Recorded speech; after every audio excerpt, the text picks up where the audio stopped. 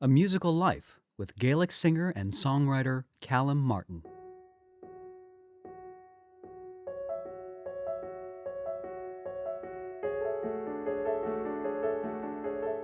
Gaelic singer, songwriter, and educator Calum Martin has been performing and recording since 1979. Based on the Isle of Lewis off the coast of Scotland, Callum has a special interest in Gaelic Psalm Singing, a unique a cappella improvisatory singing style still practiced by congregations there during their Sunday worship services, as well as pockets of African-American and Cree Indian congregations in the U.S. In fact, Callum explains, jazz, country, and bluegrass styles can trace their musical origins in the Gaelic Psalms sung on the Western Isles of Scotland.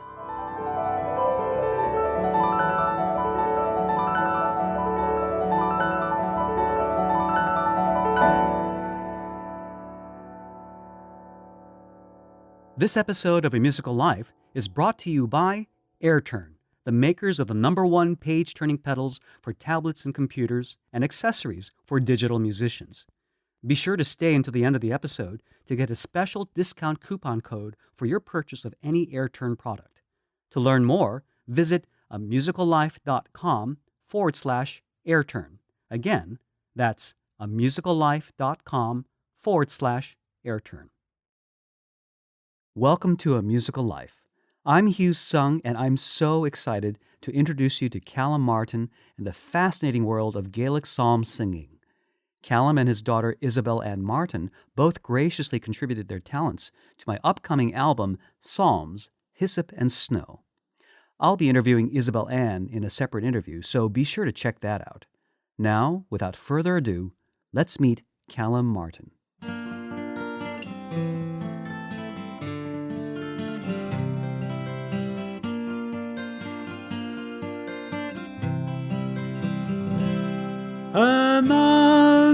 Fagal Glaschu&nbsp fortgemarst, mach hier Traum for Islands me, Kurkulrichir magrai,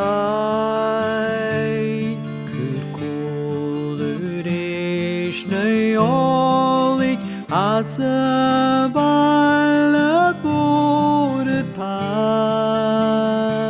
Snadjadere am hulen, smekur kulrichi bagrai.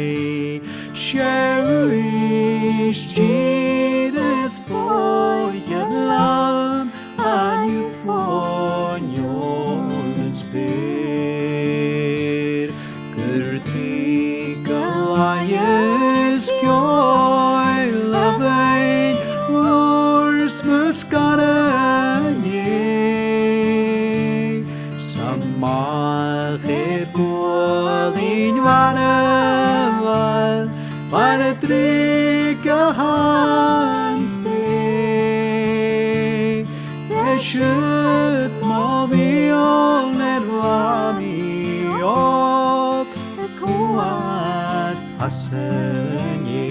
Callum, welcome to the show and congratulations on your newest CD, Freven, or I believe it's also pronounced Freaven. Is that correct? Yeah, I think you got it absolutely right. Freven, and you pronounced it absolutely lovely. Well, thank you. You were a very good teacher. And can you tell me briefly, what does Freven or Freaven mean? It means the roots, the type of music that I've been brought up with, but it also talks about who I belong to or the people I belong to. And it's such a beautiful meaning because when we look to our roots, many times those roots also help give us direction for the future. Isn't that so? Absolutely. Yeah. I mean, we are where we came from. I mean, that shapes our lives. It shapes, the music we've been brought up with and the people who we belong to. And that's really what I was wanting to get across. Now, you've had a very rich career as a Gaelic or Gaelic musician, recording several albums and teaching Gaelic music in primary and secondary schools for nearly 20 years. I'm wondering if you can perhaps help us understand what exactly is Gaelic or Gaelic music. Well, I suppose it's like every language. If you said Italian music or English music, it's obviously Gaelic is the language of Scotland. At one time, this was the language of Scotland. Hundreds of years ago, it was the language of Scotland. Now we have got somewhere in the region of, I think, 60 or 70,000 Gaelic speakers throughout Scotland. So, it's dwindled over the years. English has obviously become the dominant language. So Gaelic music really, and Gaelic is really the music that belongs to our language. Fascinating. Now, you live on the Isle of Lewis, which is located off the northwest coast of the mainland of Scotland. Yes. I'm wondering, for our listeners, can you give us a sense of how far away is the Isle of Lewis from, say, Edinburgh, the capital of Scotland, or Glasgow? Yeah. Well, I mean, Lewis itself, as I say, it's the biggest of the islands. And I suppose size-wise, it's probably around 50 miles long by about, say, 20, 25 miles wide. There's a population of about 25,000 living on the island. As far as how far we're away from Edinburgh, we've got regular flights. We've got an airport on the island, and a flight to Edinburgh from Stornoway, which is the capital of the island, will be approximately 50 minutes to an hour. So it's not hugely far away. If you're going to travel by car, you would travel across to the mainland by boat.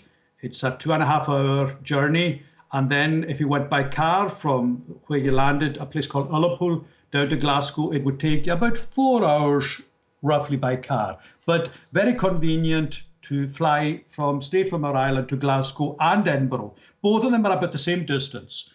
Glasgow and Edinburgh are only, 30 miles apart, really. So that's where we are.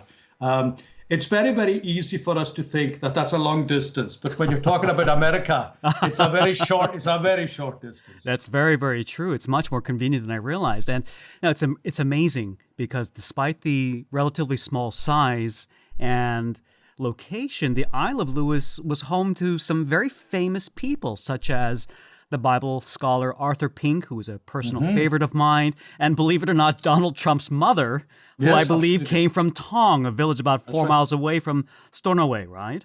Well, Tongue is actually where I'm from. Oh, interesting. I'm speaking to you from Tongue. And talking about Arthur Pink lived in a house in Stornoway, a place called Lewis Street, and people still come and look at that house where he wrote all his books. And Arthur Pink it's amazing to hear someone like yourself, you talk about Arthur Pink, because he's held in very high esteem here. He was a very unusual character, Arthur Pink.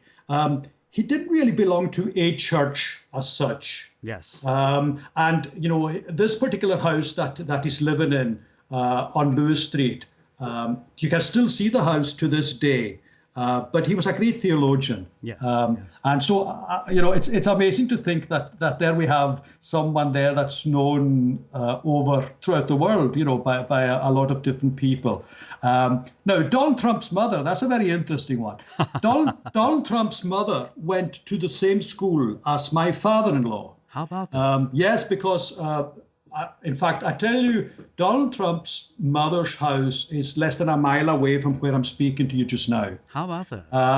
And Donald Trump is a very controversial character, as we all know. Yes. And he came home to the island a couple of years ago. Really? Yes, he came to the island here a number of years ago when he was looking towards building his golf course. And people on the island thought, I wonder if he's going to end up looking here. But he ended up going to the east Aberdeenshire side of Scotland. But when he arrived here on the island, there was a huge following. For a start, his own plane arriving at Stornoway Airport with his very distinctive colouring, etc. And then him coming down to his mother's house, the house his mother left from. And of course, the press were there following him, etc., etc. And believe it or not, on my album, the last album, the Fraven album, or the Fiavan album I'm talking about, there's a track on there called DT's Welcome. And I wrote that, and this is a number of years ago. I'm trying to think when it was, about 2-3 years ago when he came to the island. And I was just inspired to write a tune, just not in support of Donald or against him or anything like that, but just basically the whole sort of rigmarole of him coming to the island and the press following him, etc. And I couldn't help but think what was going through his mind. You know, to me it should have been a private thing for him to be able to visit where his mother came from, where his roots were. But of course, the press were just, and it was on the local news, etc., etc. So I wrote a tune based on that. It's called DT's Welcome.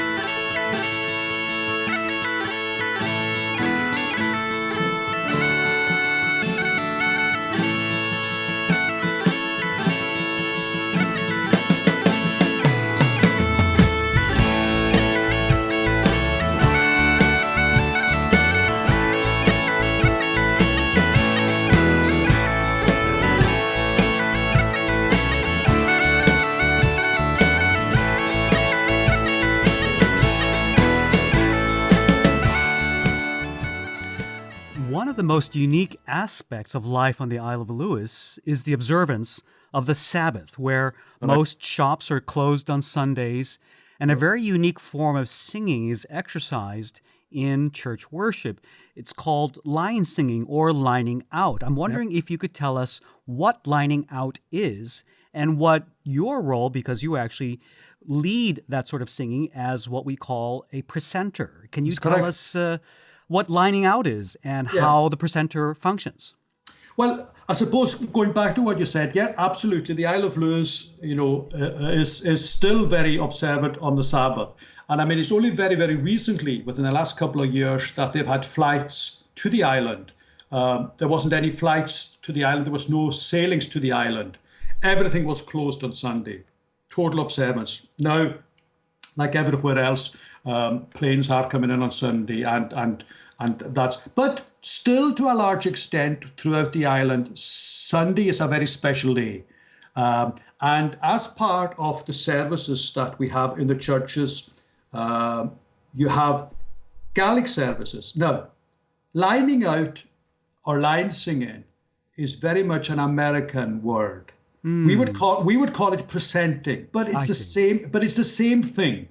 Now, lining out, really, I guess lining out is what was the main worship over in America a couple of hundred years ago. Now, although we do it in Gaelic, it's not originally a Gaelic thing. It originated way back, I guess, with the Pilgrim Fathers going across to America.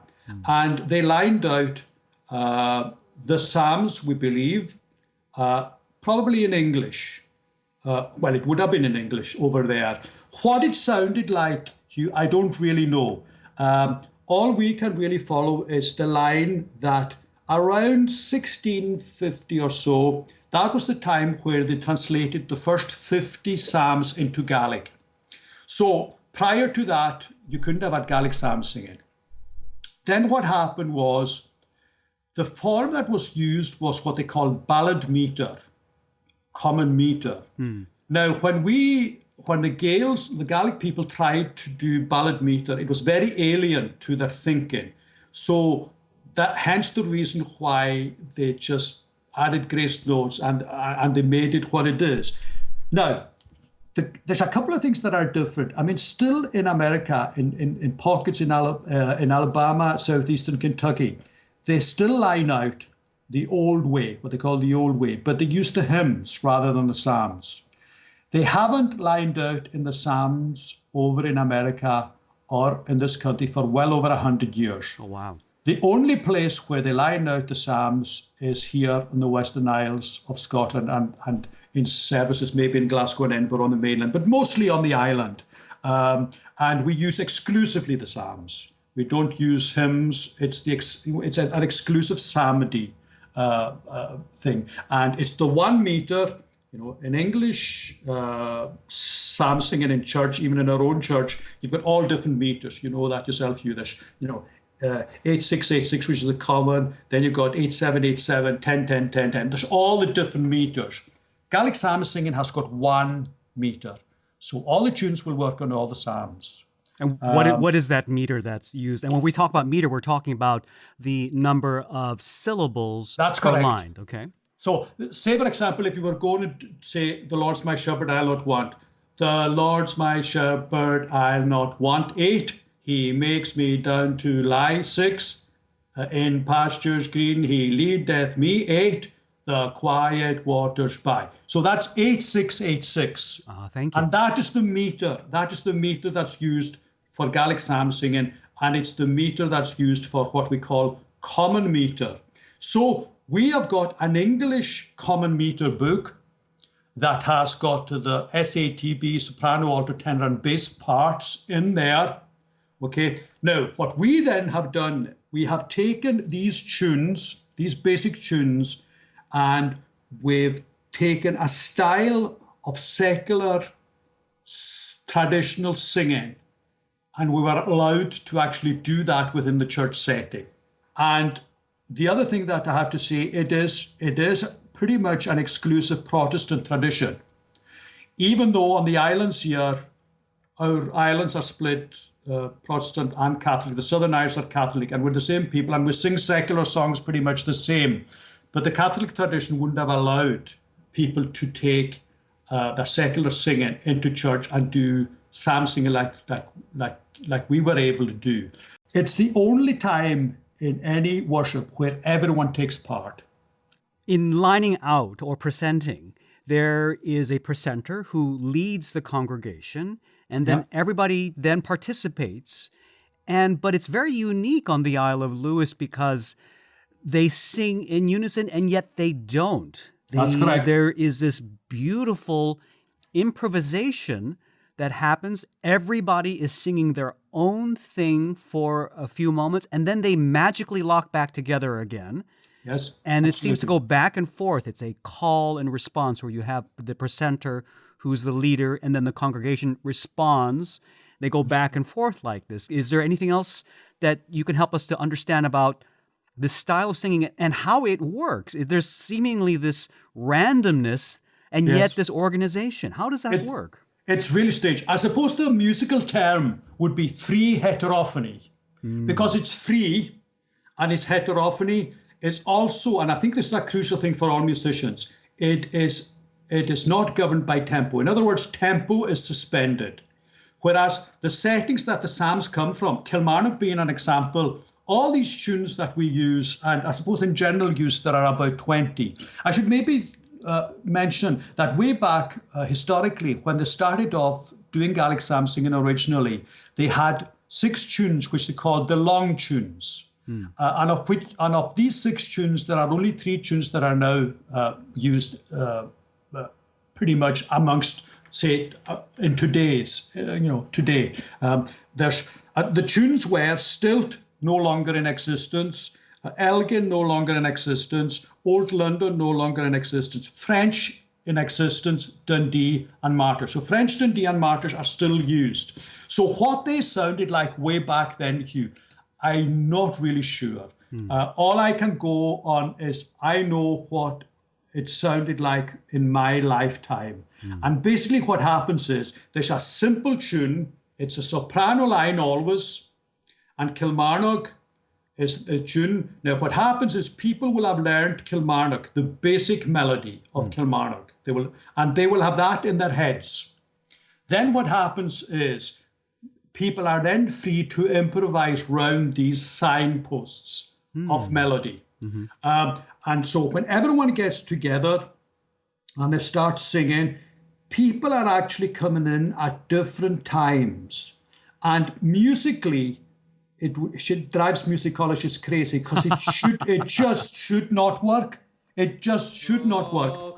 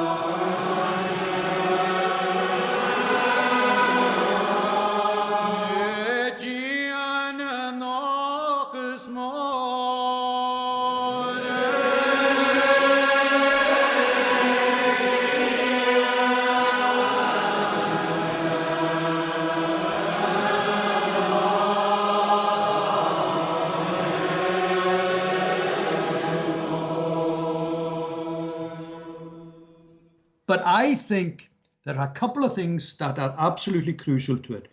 There's the vertical connection between each individual and their God.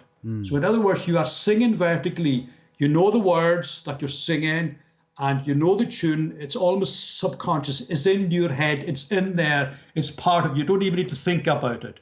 And that's going on. But you're horizontally at the same time, there's the communal aspect where you're subconsciously or consciously hearing the other people round about you singing. And there's a toing and froing of the tempo. It's almost like, a lot of people will say it sounds like the sea coming in and going back out again. And then there's the spiritual connection. Because you've got to remember when these psalms were, I suppose, when people were in congregations of 1,000 people, it's the only time that people would be together where they wouldn't even know if they had enough food to last for the week. So they put everything, heart and soul, into their singing. And it's everyone is together, worshiping together. And there's something happens when voices, soul to soul, happens that you can't really get with instrumental music. I think there's just something that the voice has that is just unique to each individual person. But it also speaks to the deep spiritual connection. Correct. That defines the music. It's almost music beyond just its own performance. But I love your illustration of the vertical aspects and the horizontal aspects. Yeah. There is definitely the spiritual vertical, and then there's the communal horizontal, where you're aware of everybody, and yet it's so unique to hear. It's totally. Yeah, this style of music, but community as well. Community as well. And the thing about it is, just going back to, if someone was going to look at Gaelic Psalm Singing and what's going on, there's a couple of things that are very unusual in Gaelic Psalm Singing. For a start, and this is only a Gaelic thing, it's not English. When you go and you do English singing in the church, you know what the psalms are, and you can pick the tunes that you're going to have. And sometimes they put the tunes up in the church so that they can see them. In Gaelic Psalm Singing, no one knows. First of all, the presenter doesn't know what psalms is going to pick. The minister then doesn't know what tune the presenter is going to pick for his psalm, and neither do the congregation. So what happens is the minister will read the psalm. He'll read maybe 6 or 7 verses. At the same time as that's happening, the presenter is finding the psalm. He's saying, yeah, here we are. He will read through a few, and then he will announce, we are now going to sing, and he will announce it in Gaelic, in the old style of Gaelic, from verse so-and-so, 4 verses. And he will repeat the first 2 lines. Now, that is something that's very different from lining out in America. Lining out the hymns, say for example, lining out Amazing Grace, you start straight away. Amazing Grace, how sweet the sound. So you're straight in there with a presenting line or a lining out line right on the first line. Mm-hmm. In Gaelic Psalm Singing, the first 2 lines of a 4-line stanza are sung together. So basically what happens is the presenter will stand up, he will start the tune halfway through the first line. The congregation will recognize the tune and they'll start joining in. And then by the end of the second line, the whole congregation have got the tune, they know exactly where they are. And then from line 3 onwards, for however many stanzas you do, the line is presented or lined out. The congregation then repeats that line, and then so it goes right through to the end. And it's important to emphasize that the congregation, they're all coming in at random times, approximately after the first 2 lines are presented to the congregation. Is that correct? That's correct. Absolutely. So, I mean, once it's established, some people will come in before the presenter has actually finished the end of the slide. Now, I'll tell you the other thing that's unique about Gaelic Psalm Singing, and because I've been teaching this to children in school, and one of the hard things to do when you're trying to teach children anything is to get them out of choir mentality, because that's the way people are, that's the way we're brought up. In Gaelic Psalm Singing, there is no silence. There is absolutely no silence. So in other words, by the time the Gaelic presenter is coming to the end of his line, the congregation, some of them are actually singing, joining him in and coming in over it. And then by the time the congregation are coming to the end of their line, the presenter is coming in over them and starting it again. So it's a continual flow of sound. And everyone, it's going so slow that even if you are not 100% sure of the tune or where you're at, there's still time for you to I'm a wee bit slow, I maybe need to catch up or whatever it is. There's this horizontal thing where you subconsciously will start to, because some people probably will get themselves so into that vertical connection that sometimes they might forget about the horizontal because they're so into it. But then eventually, it's going so slow that you're able to then, pull yourself in. Now, the other, I think, magic ingredient, if you want, magic's probably not the right word, but the ingredient that I think makes it so unique is it's the mixture of voices that makes it what it is. If you have a choir, let's say a choir, although it's not a choir, a congregation of great trained singers. To me, it would sound too clinical. It would sound too precise. Too precise. And I think what makes this so unique is that the experience of being part of it is the fact that anyone will not feel, they won't feel, I haven't got much of a voice. They'll feel quite comfortable that their voice is going to be soaked up in amongst the whole thing. So they're not, if you're in a choir and you're singing one of the parts and you haven't got the part dead on, immediately you make the mistake. Everyone in the choir knows you made the mistake and they all look at you.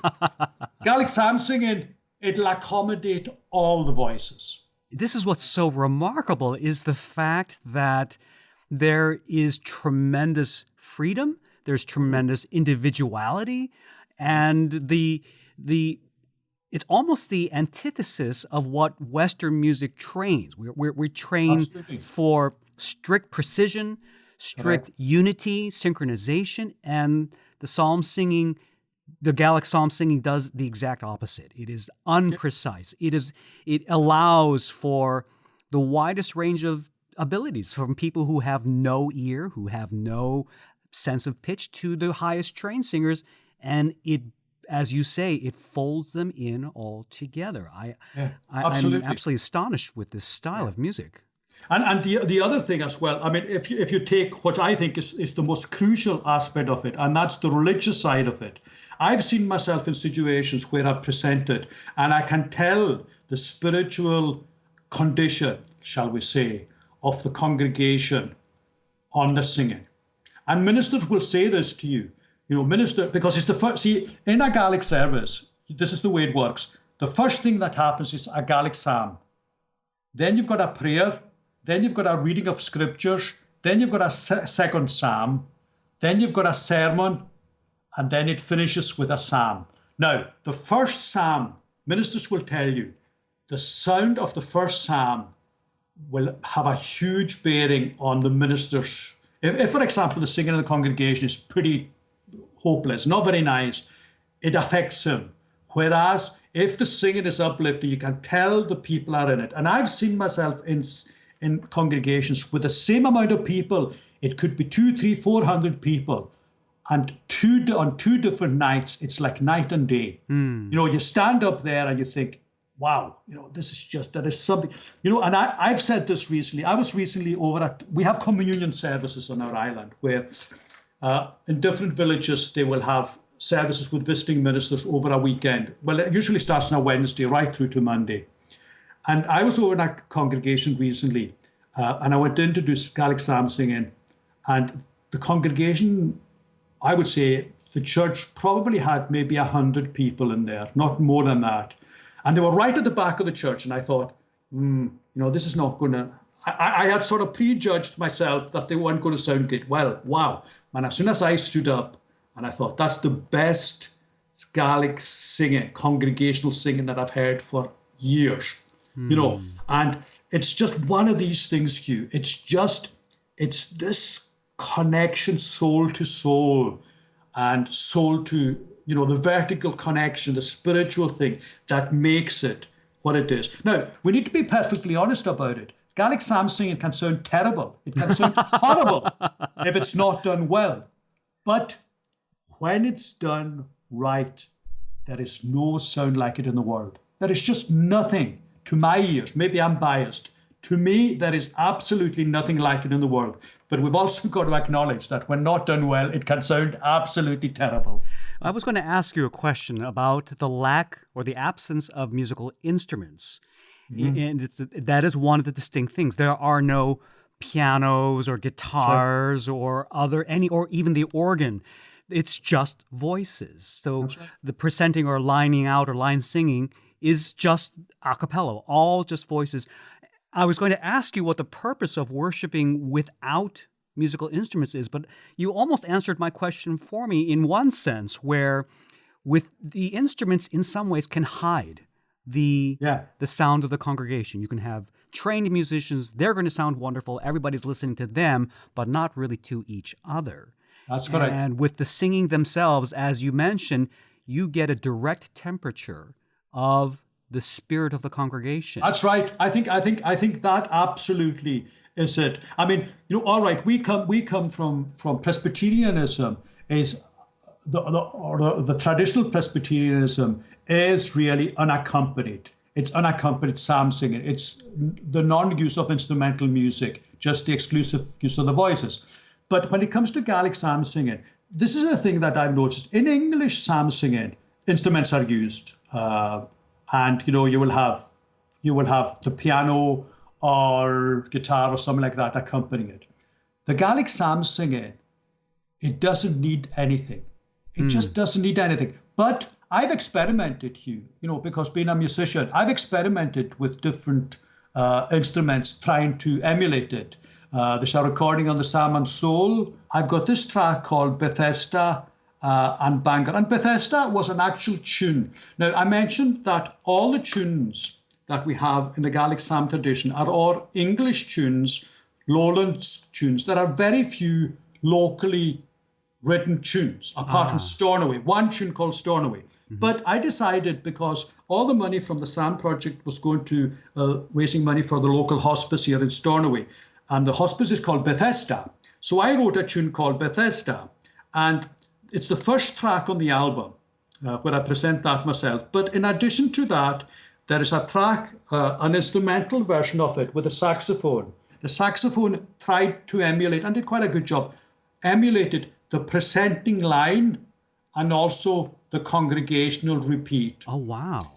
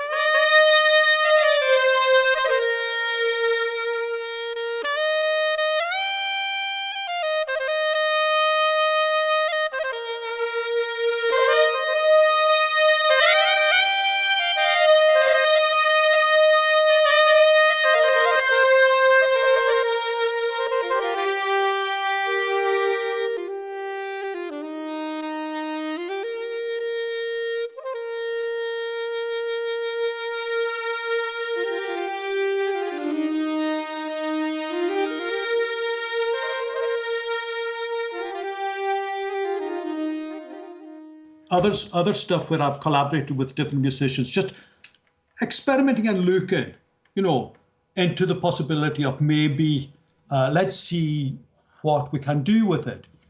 But the more I do that, the more I realize that there is nothing to compare with the voice. The problem we have really now, Hugh, is that it's on the way out. Gaelic Psalm Singing, the churches generally are turning their back bit by bit on it. English is the dominant language amongst the young.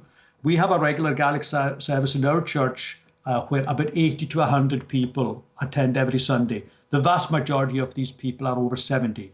So it's not going to take another generation. 10 years from now, I would doubt very much if you had services like we have now. However, I am not discouraged because I really believe that this is God's word and the Lord is going to end up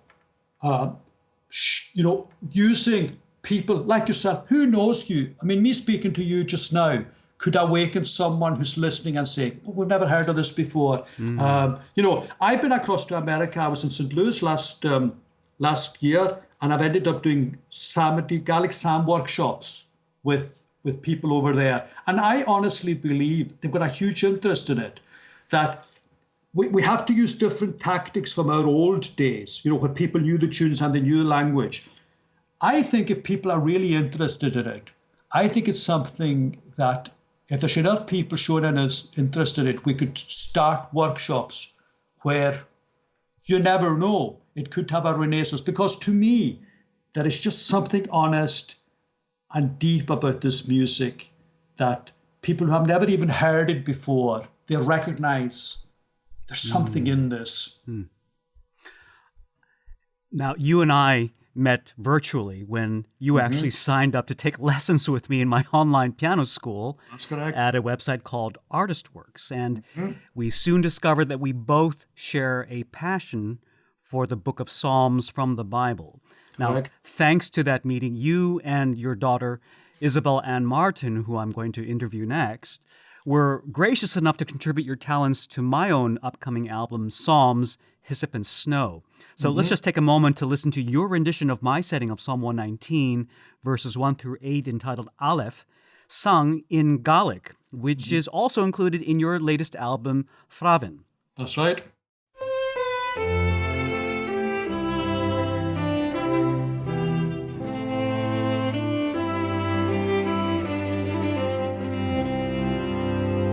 Spiani Chandran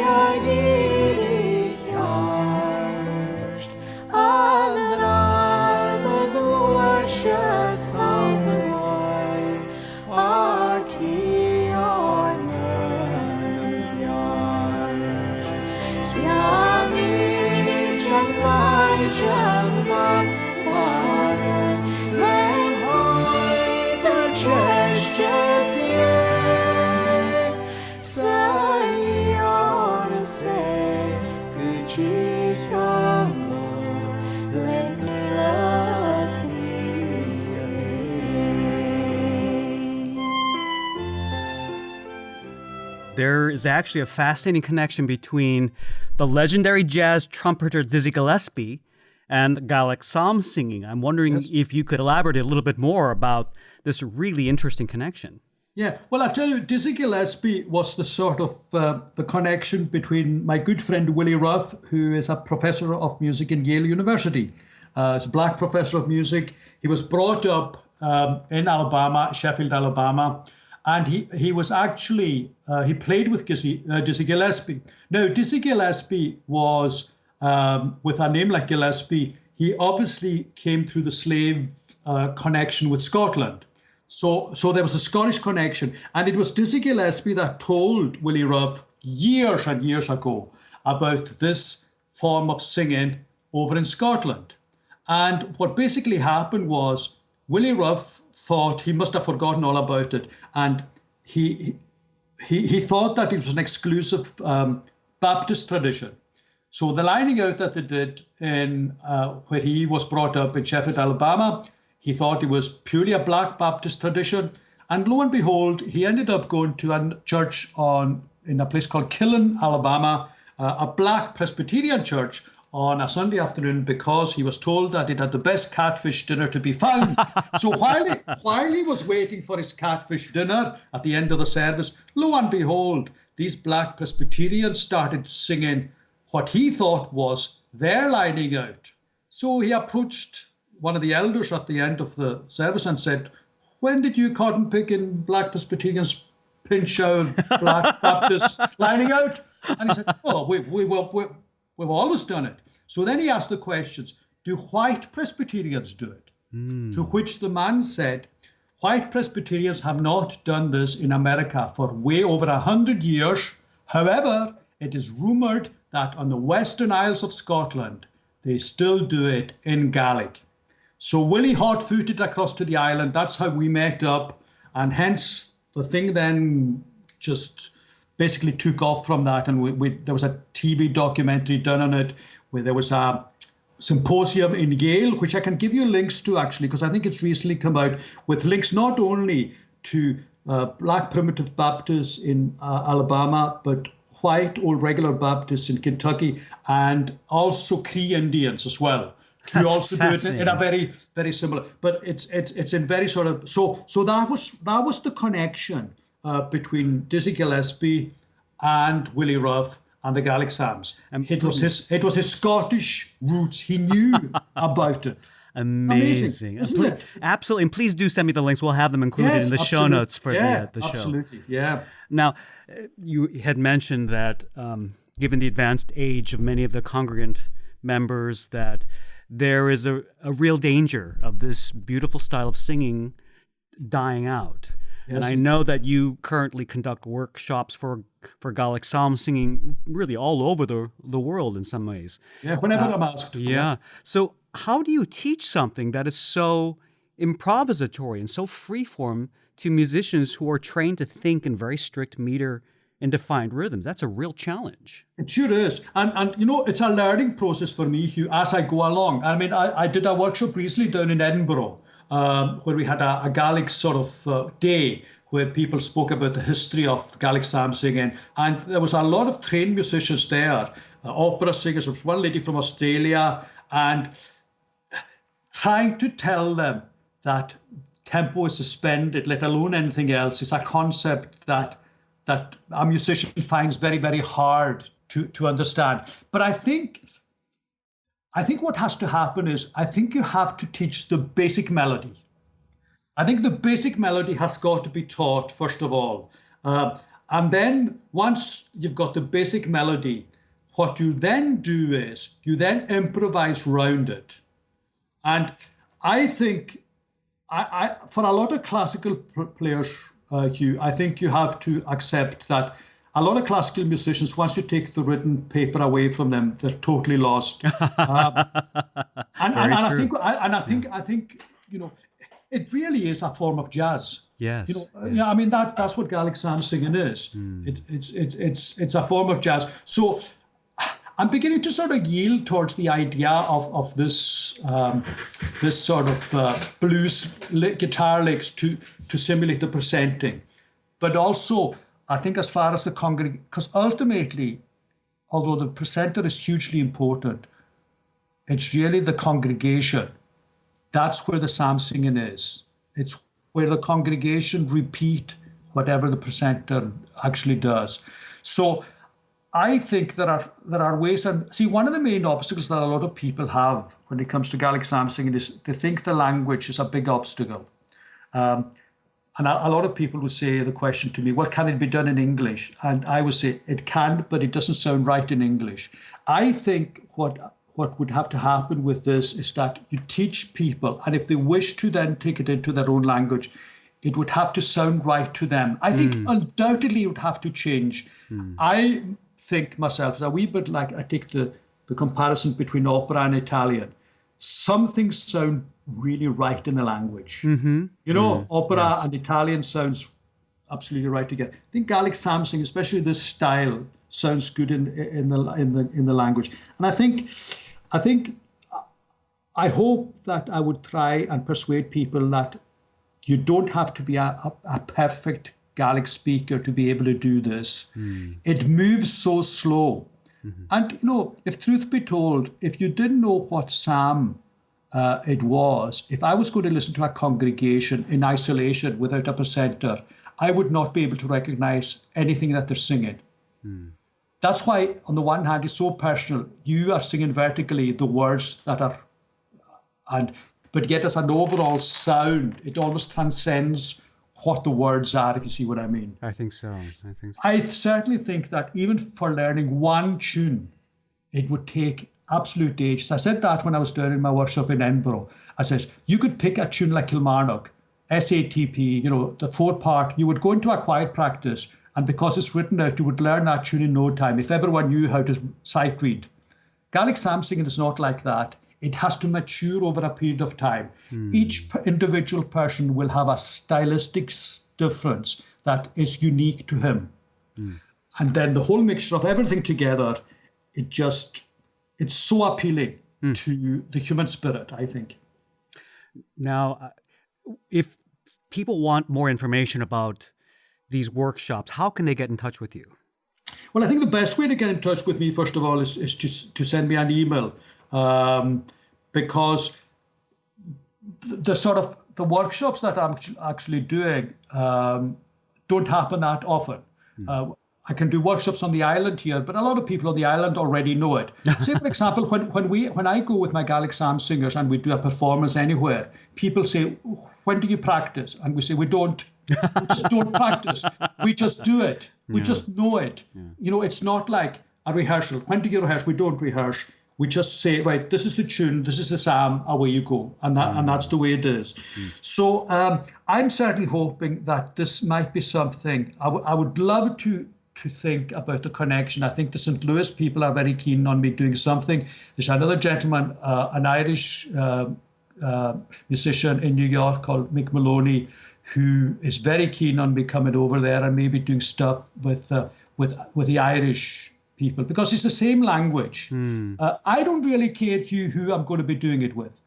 To me, the psalms don't belong to us; they belong to everyone. And that, to me, that's really important. So we'll be sure to include Callum's email address in the show notes, so be sure to come to the website for that. Lastly, you are currently working with Craig Armstrong, who is considered one of the leading film composers in the UK. Yes. I'm wondering what brought you to his attention, and what is the project that you're both working on together? Yeah, well, I'll tell you, it was a strange thing with Craig Armstrong and the way it worked out. Quite often at that big festival in Glasgow called Celtic Connections each year, we've done psalm singing over a period of time, doing in different settings, from the Salm and Soul with the group from Alabama. And recently, 2 years ago, we did a collaboration with a group from India, from the conservatoire over there, that was set up by A.R. Rahman, the well-known film composer, very talented 18 to 24-year-old. So the connection really was that their type of singing uses a lot of grace notes. And we thought it would be really good for us to do something together. So we did a concert together in Glasgow, where they did their singing, we did ours, and I did a collaboration across the internet with them where we sang a Gaelic Psalm together. And during that leading up to the concert, gentleman that organises Celtic Connections, Donald Shaw, artistic director, said, "There's this gentleman who would love to meet you, Craig Armstrong." I'll be quite honest, I'd never really heard of Craig Armstrong before. And at the end of the night, there's always people interested in speaking to me, but more from a gimmick point of view. You know, there's a hip hop artist from New York wants to speak to you about it. And I'm saying, no, it's not a gimmick. You know, to me, it's not. You know, I don't want Gaelic Psalm Singing to be just an add-on gimmick to anything. Yes. Anyway, he said, "There's this guy wants to meet you." And I'd forgotten all about it. At the end of the concert, he said, "Oh, come over and meet this guy." And I liked him from the first time I met him. I said to him, "Now, the first thing I'm going to say to you is this. I'm not interested in gimmicks." And he said, "No, neither am I. My grandfather was a presenter. I am really interested in doing a project together. I will come up to the island. I will come and listen to you in prayer meeting. I want to understand it." Because see, to me, you can listen to it on a CD and you can listen to it as much as you like on a CD, but there's nothing like being in it. You need to live it. It's part of who we are. So anyway, Craig came up, and then as a result of that, we got a commission from when the Ryder Cup was on in Scotland last year. They commissioned us to write a piece of music together. So we took a tune called Martyrdom, which is one of the Gaelic tunes. And Martyrdom is quite a well-known tune in America as well. And myself and Craig did variations on Martyrdom, it's called, 8 different movements, of which Gaelic Psalm Singing, Isabellan did a solo section. Then there was a part where the cello tried to improvise her, and it's a 22-minute long piece. So that was, and it came out really, really well.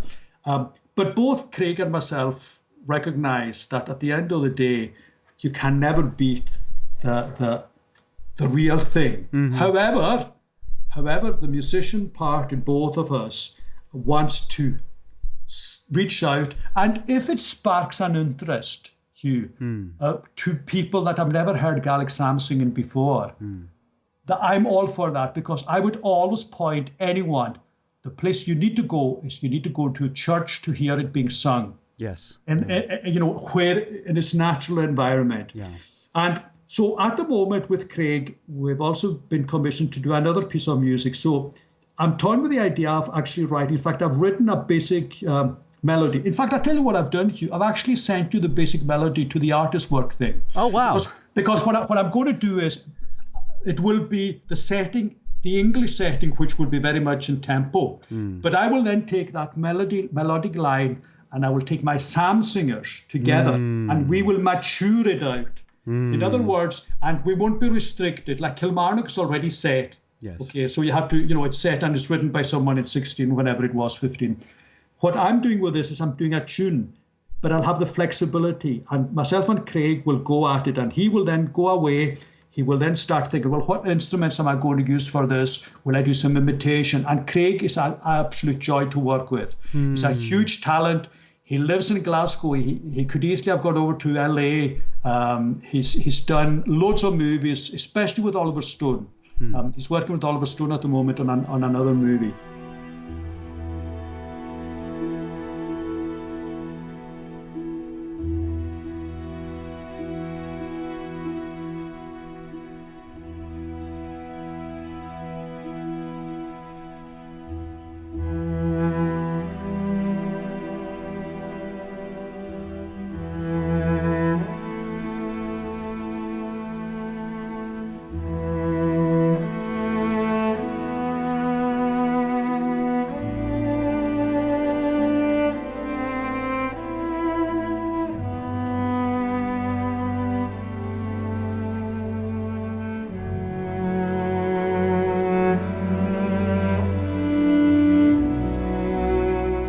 So we're hoping to, between November and maybe January next year, write another piece together. And he's hoping to come up to the island within the next week or two as well. Oh, So lovely. it'd be a great guy for you to interview as well. Ah. And I'll definitely mention to him. Thank you so much. Well, I hope certainly when this project comes to life, you'll have to come back on the show and share that with us. So.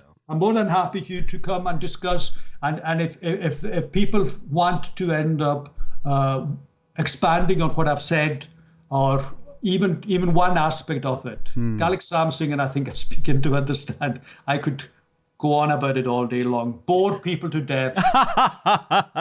But I'm so enthusiastic about it because to me, there is just nothing like it. It is so remarkably beautiful, and it's such a joy to experience this myself, really, for the first time, and to have you on the show to share your history and life and passion for it.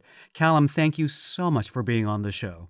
It's been a real pleasure, Hugh, and I certainly hope that one day we'll have you across to the island here, looking at Arthur Pink's house on Lewis Street in Stornoway, and sharing with our Gaelic Psalm Singing. I can't wait for that day.